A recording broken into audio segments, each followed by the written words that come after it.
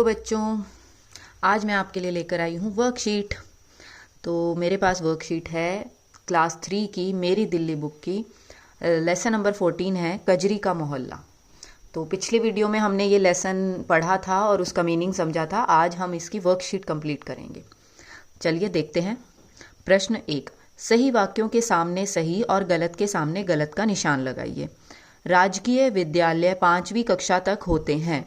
नहीं, ये वाक्य गलत है, क्योंकि राजकीय विद्यालय जो होते हैं वो 12वीं कक्षा तक, 12th क्लास तक होते हैं। दिल्ली में आदमी कमीज़ और पैंट पहने दिखाई देते हैं। ये बात बिल्कुल सही है। आमतौर पर आदमी पैंट, कमीज़, टी शर्ट ये सब चीज़ें पहने रखते हैं। थर्ड, कोलकाता एक छोटा भारत है। ये बात है गलत, ये सेंटेंस गलत है, क्योंकि छोटा भारत कोलकाता नहीं है, दिल्ली है। वहाँ पर भारत के हर राज्य से आकर लोग बसे हुए हैं। तो कोलकाता नहीं, दिल्ली एक छोटा भारत बोला जाता है, मिनी इंडिया बोला जाता है दिल्ली को। इसीलिए ये वाली जो लाइन लिखी है ये गलत है।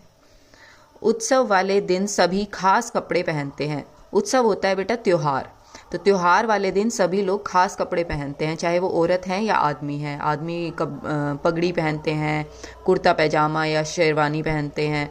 औरतें जो होती हैं वो अलग अलग स्टाइल में साड़ी पहनती हैं, या पंजाब की औरतें सूट पहनती हैं।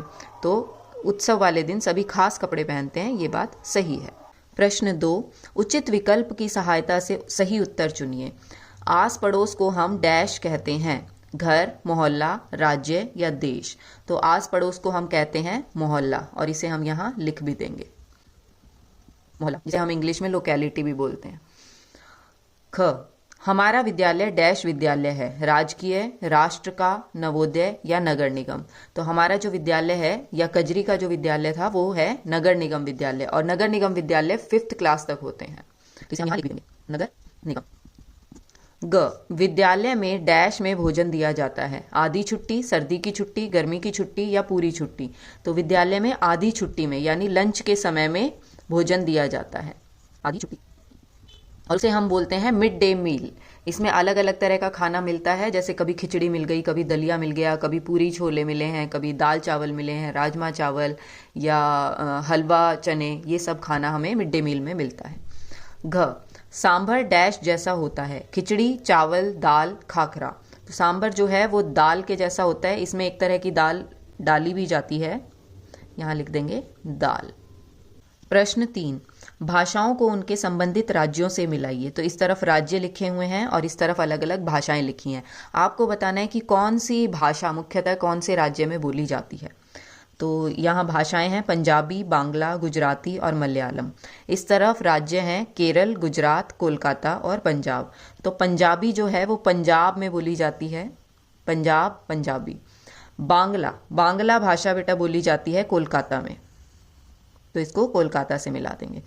गुजराती, नाम से ही पता चल रहा है, गुजराती गुजरात में बोली जाती है, और मलयालम बोली जाती है केरल में। तो इस तरह से हम इनका मिलान कर देंगे। 4, चित्र से संबंधित प्रश्नों के उत्तर दीजिए। सरसों का साग और मक्के की रोटी का संबंध किस राज्य से है? तो बेटा सरसों का साग और मक्के की रोटी बनाई जाती है पंजाब राज्य में। सेकंड है, ढोकला व्यंजन का संबंध किस राज्य से है? तो ढोकला ज़्यादातर गुजरात के लोग खाते हैं, बनाते हैं, गुजरात। थर्ड है, यह चित्र किस व्यंजन का है और यह किस राज्य से संबंधित है? तो बेटा ये मोटे मोटे रसगुल्ले हमें दिख रहे हैं, तो इनको बोला जाता है रोसोगुल्ला या रसगुल्ला, रसगुल्ले, और ये खाए जाते हैं बंगाल में। ये जो मोटे वाले रसगुल्ले होते हैं ना, इनको रोशोगुल्ला भी बोलते हैं वहाँ के लोग। तो ये बंगाल में ज़्यादातर खाया जाता है। इसी के साथ हमारी ये वर्कशीट कंप्लीट होती है। आई होप आपको समझ आई होगी, और मैं आपको कहना चाहती हूँ कि ज़्यादा से ज़्यादा रीडिंग करते रहिए और ज़्यादा से ज़्यादा जानते रहिए। ठीक है, अपना ख्याल रखिए। Bye bye.